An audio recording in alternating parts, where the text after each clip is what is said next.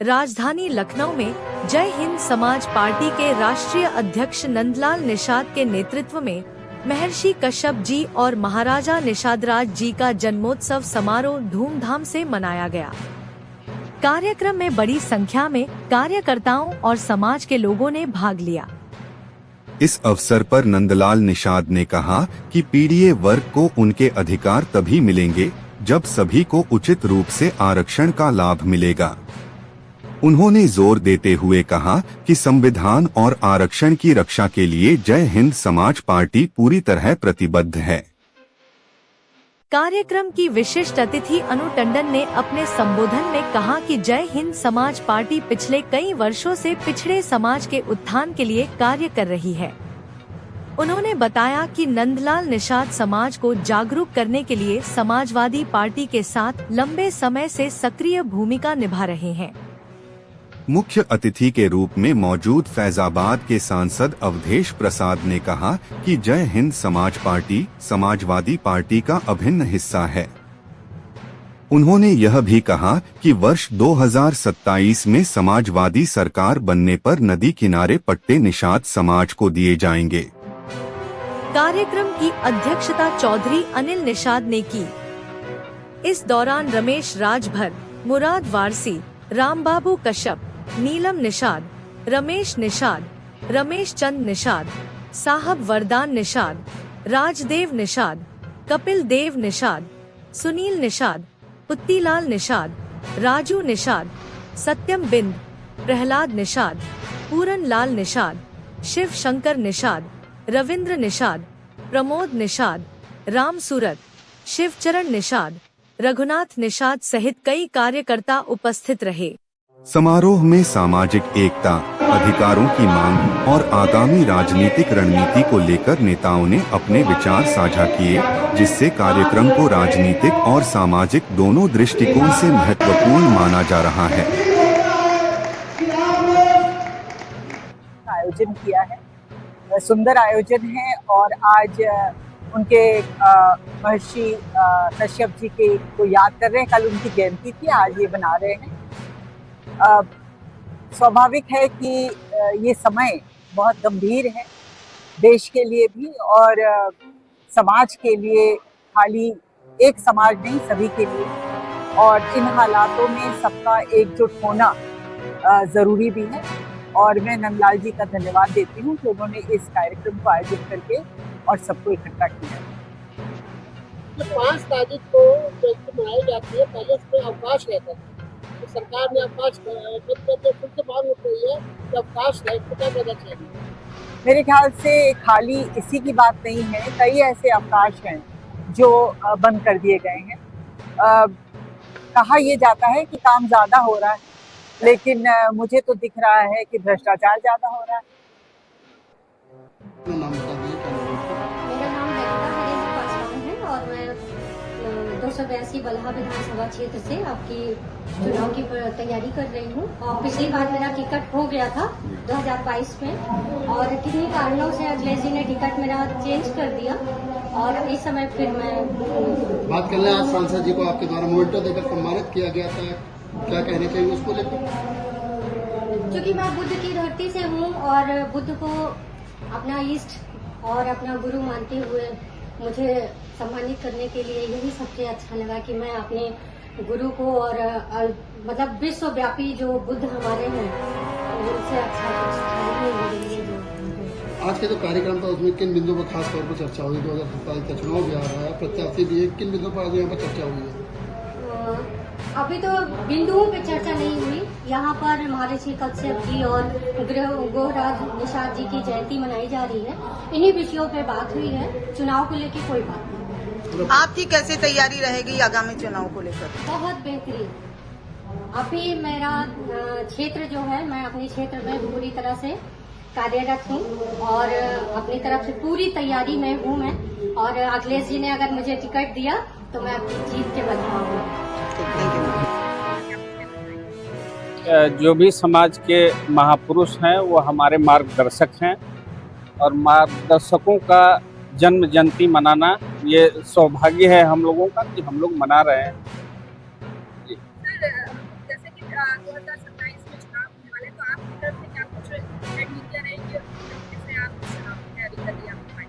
देखिए, हम 2022 से समाजवादी पार्टी के साथ और 2022 में भी हम लोगों का ठीक प्रदर्शन रहा। सरकार बनाने की स्थिति में हम लोग थे, लेकिन कुछ चालबाज लोगों ने जो चालबाजियां किया, जिसकी वजह से थोड़ी दिक्कतें हुई।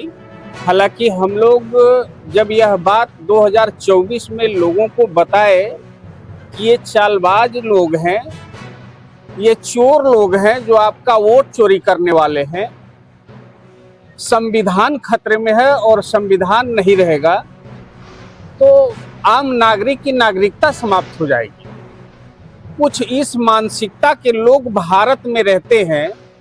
जो समाज कभी पिछड़ा था, आज भी पिछड़ा है, लेकिन बाबा साहब भीमराव अंबेडकर के संविधान के बदौलत जो काफी पिछड़ा समाज था, वो अब बराबरी की श्रेणी में आना शुरू कर दिया था।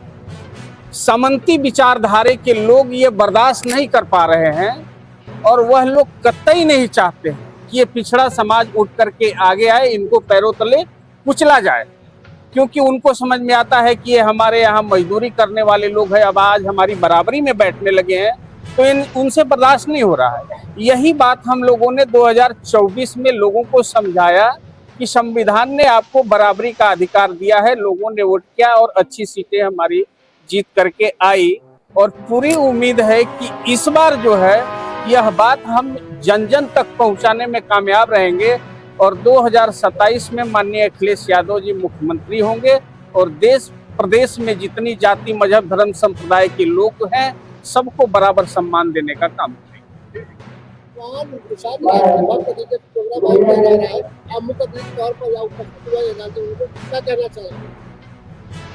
आज भगवान निषाद राज की जयंती है और इस जयंती को लखनऊ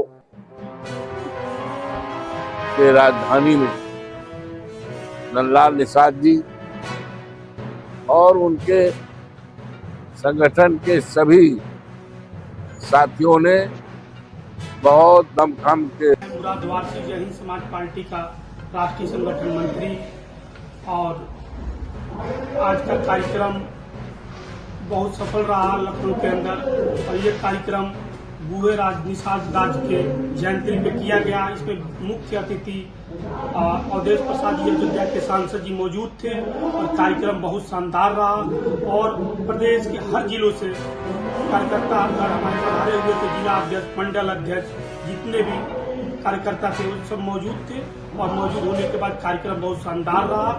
और आज मुझे सम्मानित किया गया सांसद जी द्वारा और अनु टंडन मैडम के द्वारा।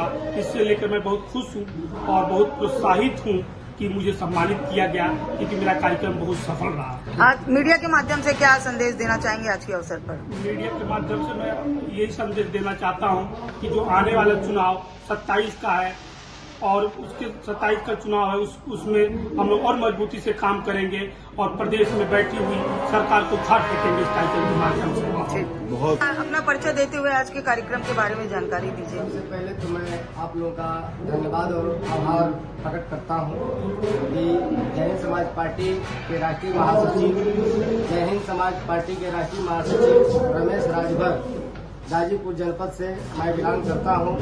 25 जुलाई सन 2009 को हम लोगों ने जय हिंद समाज पार्टी बनाने का कार्य किया और जय हिंद समाज पार्टी हम लोगों ने इसलिए बनाया कि आए दिन जो देश में जातिवाद चरम सीमा पे जो बढ़ता जा रहा है, इसको मद्देनजर रखते हुए हम लोगों ने क्या सोच एक डेवलप करने का काम किया कि इस देश की व्यवस्था में क्यों न हम सब नौजवान मिल करके इस देश के नए निर्माण के रूप में एक नारा हम लोगों ने बनाया कि जाति मजहब सब बकवास, हम सब की हो एक आवाज, जय हिंद जय समाज। क्योंकि जब हम लोगों ने देखा कि इस देश की व्यवस्था में एक छोटे से पत्थर को कहीं किसी उप स्थान पर रख करके हम ग्राम के ग्रामीण लोग उसका जब जय बोलने लगते हैं तो उस छोटे से पत्थर का जय होना शुरू हो जाता है। धीरे धीरे उस गांव के लोग बोलते हैं, तो क्षेत्र के लोग बोलते हैं, तो देश लेवल पे उस पत्थर की जय हो जाती है। जैसे उसी तरह पे कुछ लोग इकट्ठा होकर के ग्राम सभा में किसी एक व्यक्ति के नाम की जय बोल देते हैं तो वह व्यक्ति गांव का पंचायत चुनाव का प्रतिनिधि बन जाता है। आज का कार्यक्रम क्या संदेश देता है? आज का कार्यक्रम का मेन उद्देश्य हम लोग का अपने महापुरुष भगवान गोहेराज निषाद जी की जयंती के अवसर पर प्रदेश के विभिन्न जनपदों से जैन समाज पार्टी के पदाधिकारियों को हम लोगों ने इसलिए बुलाया कि आज इस देश की व्यवस्था में समस्त समाज के ऋषियों, महर्षियों, मुनियों एवं देवी देवताओं का सम्मान किया जा रहा है, लेकिन हम समाज के लोगों का बहुतायत संख्या में होने के बावजूद कि हम महापुरुषों का सम्मान नहीं मिल पा रहा है। हमें बड़ा अजीब फील होता है, मुझे अजीब लगता है कि हमारा ही कोई भाई 5 तारीख को जयंती मनाता है, हमारा ही कोई भाई 6 तारीख को जयंती मनाता है, हमारा ही कोई भाई 10 तारीख को जयंती मनाता है। यानी हर समाज के महापुरुषों का जन्म एक दिन होता है, लेकिन इस देश की अजब विडंबना है कि हमारे महापुरुषों के नाम पे जयंती को भी विभिन्न भागों में बांटने का काम किया जा रहा है। जैसे भगवान मर्यादा पुरुषोत्तम राम जी का जन्म रामनवमी के दिन होता है।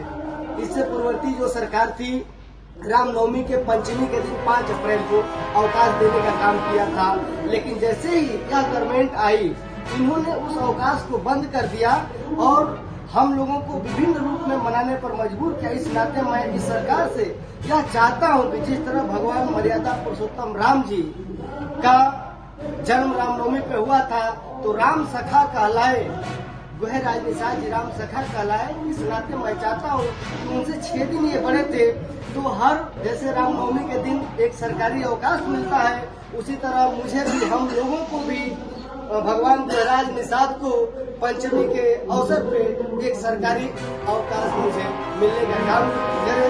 यही संदेश देने के लिए मैं प्रदेश के विभिन्न जनपदों से अपने भारतीय जनता पार्टी आप घूम लगाए घाट में सरयू नदी के किनारे, वहाँ पर निषाद परिवार बसता है। छपरा रखकर, छोटा घर बनाकर, चाय दुकान करता है और जो नदी में डूबते हैं वो बचाने का काम करता है। हमारा ये क्षेत्र है, वहाँ पर भारतीय जनता पार्टी के राज भी को ढाल दिया गया, उजाड़ दिया गया और वहाँ पर कुछ ऐसे दुकानें बना दी गई 2 करोड़, 3 करोड़, 5 करोड़, 1 करोड़, 90 लाख, 80 लाख, क्या हमारा निषाद समाज खरीद सकता है? पहले तो कहा ये दुकानें बनेगी, निषादों को दी जाएगी, लेकिन जब तैयार हो गई पैसा को अब उनको उजाड़ा भी जा रहा है। और हमने संकल्प किया कि हमारी सरकार बनेगी, माननीय अखिलेश यादव जी के नेतृत्व को, जिनको इन्होंने उजाड़ा है उनको बचाने का काम करेंगे और निषाद राज को सम्मान करेंगे। निषाद राज के परिवार को, उनके वंशज को हम लोग ऊंचा उठाने का काम करेंगे और उठाया है। गोरखपुर में एक नेता है, हम नाम नहीं लेना चाहते, अगर उनको कोई पार्लियामेंट में भेजा है, भेजने वाले नेता माननीय मुलायम सिंह यादव जी हैं, अखिलेश यादव जी हैं, समाजवादी पार्टी, और बहन फूलन देवी जी आज दुनिया में नहीं है, जेल में बहुत दिनों से बंद थी, अदालत के सामने उनको पेश भी नहीं किया गया। अगर पूरा छुड़ाने का काम किया और छोड़ा करके देश की सबसे बड़ी पंचायत लोकसभा तक भेजने का दूसरा नाम नहीं है, दूसरी पार्टी नहीं है, समाजवादी पार्टी है, मुलायम सिंह यादव जी और हमारे एक सांसद, ये उनको सांसद बनाया राज्यसभा का मेंबर दिसंबर की हमारे साथ निश्चय भी थे, ये किसी दूसरे ने नहीं बनाया, अभी तो समाजवादी पार्टी। और आज फूलन देवी जी नहीं है, उनकी बहन को समाजवादी पार्टी ने 50% हमारी जो आबादी है महिलाओं को संगठन में प्रदेश का अध्यक्ष का कारोबार चलता है।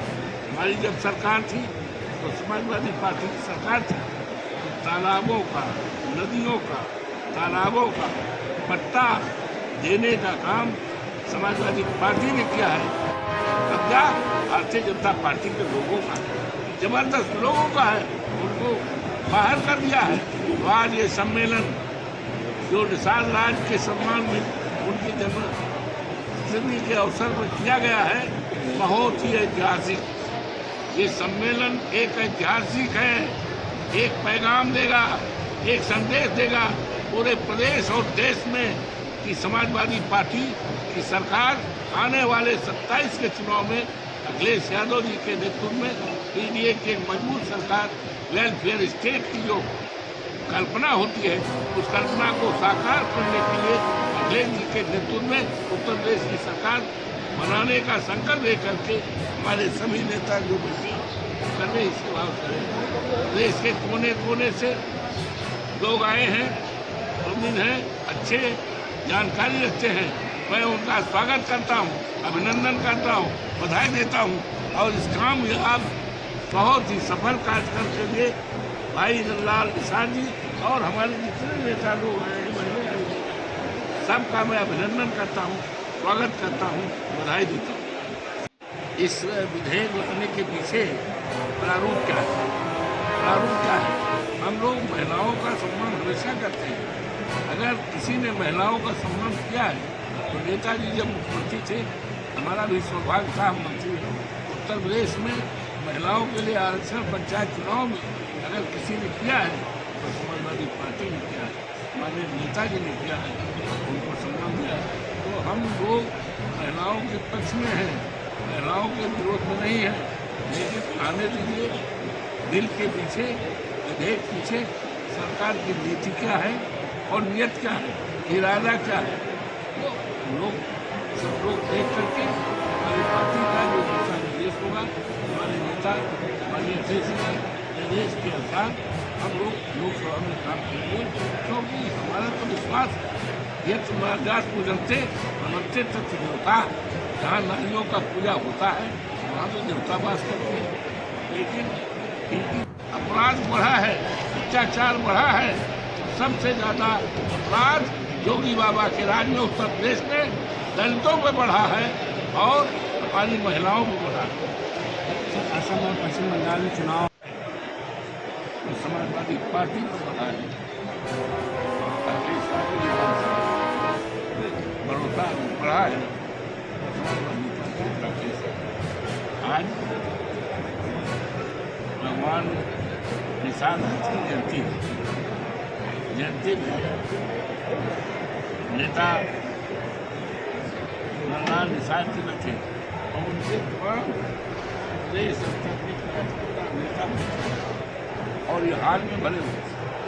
आप इसी से अपना कर सकते हो एक मजबूत संगठन। और मुझे कहते हुए खुशी हो रही है कि जब समाजवादी पार्टी की सरकार बनी, चाहे मैंने नेताजी जगन्नाथ सिंह रहे हो और निसार राज के वंशज को सम्मान आदर देने का काम किया। बहन पूनम देवी आज दुनिया में नहीं थी, जेल के सीटों में उन्होंने खुद कहा है कि मैं नरक में थी, नरक से अगर किसी ने निकाला है, नेताजी को कहा हमारे पिता स्वरूप मुराद सिंह यादव है, हमारे पिता स्वरूप है, जिन्होंने मुझे नरक से निकाला है। और जब हमारी सरकार बनी है तो सालों के लिए चाहे झील हो, चाहे नदी हो, चाहे तालाब, दोनों अकेले पट्टा देने का आदेश किया है।